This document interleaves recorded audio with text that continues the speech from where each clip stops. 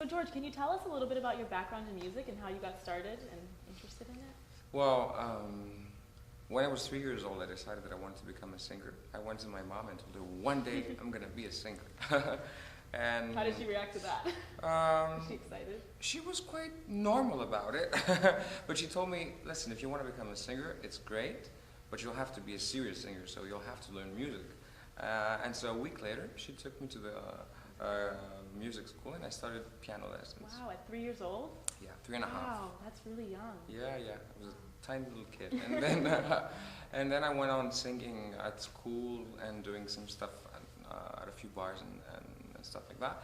And then when I was 17, I think, I auditioned for the great Greek composer Mimis Plessas, and he liked my voice, and that's how it all started.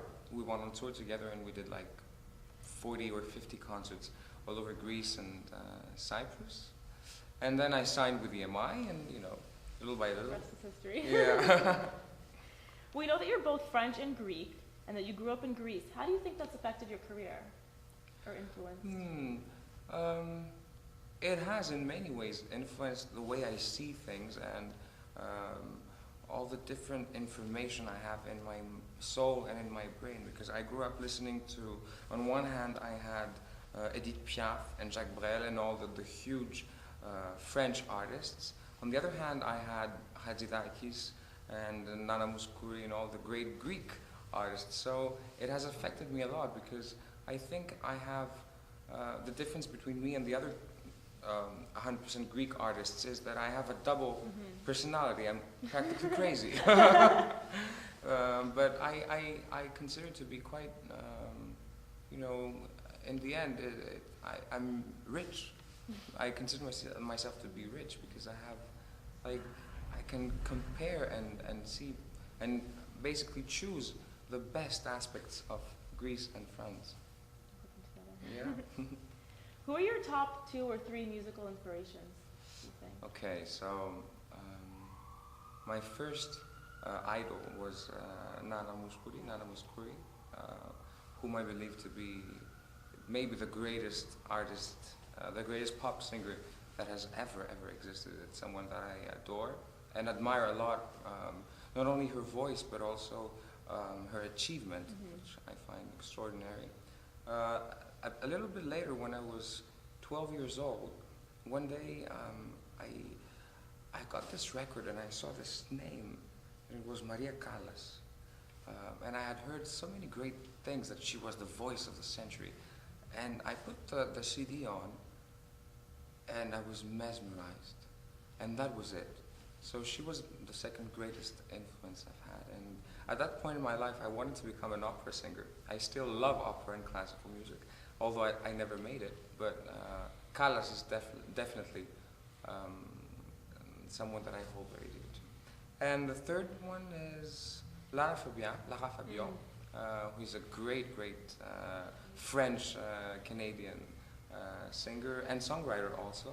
And I'm so lucky because I actually sang with her last year. We did a duet together, and I feel very fortunate to to have had the chance to do that with her. So tell us what you do in your free time when you're not singing. I sing in my bathroom. Well, You sing when you're not singing. yeah, I sing when I'm not singing. Well, I'm kind of easygoing and relaxed. I don't do much stuff. I enjoy going long walks to the beach, because in Athens I live quite next to the sea, so I love doing that. I love having people, my friends, at home for dinner. I cook for them, and we have fun. What do you cook? Everything. Everything? Oh, Everything. wow. French cuisine, French and Greek, everything. And I love traveling all the time and shopping. What's one of your favorite places that you've visited? Well, first of all, I love New York. And Paris. Paris is probably my favorite place in the world. Yeah, it is. Well, it's funny because I don't consider Athens to be my base, because I travel all the time, and I've learned to consider Paris as my home, and New York also, and Montreal lately, so I feel at ease wherever I am. That's great. That's What message would you like to send to Greeks all around the world, all abroad? Well, first of all, I'd like to tell them to, to discover the Greek language, because they must not forget who they are and where they come from. Greek language and Greek history, because it's very important, and this is basically who we are. But also, apart from that, I tell them to try and, find their way of discovering all the Greek culture, because whether it's music or literature or sculpture or everything, we have such a huge range of art, and we should consider ourselves very, very lucky, and it's a shame that we don't actually know what we have in our hands. So discover Greece. That's great advice. Well, we thank you so much for being here. Thank you. Thank you. It was my pleasure.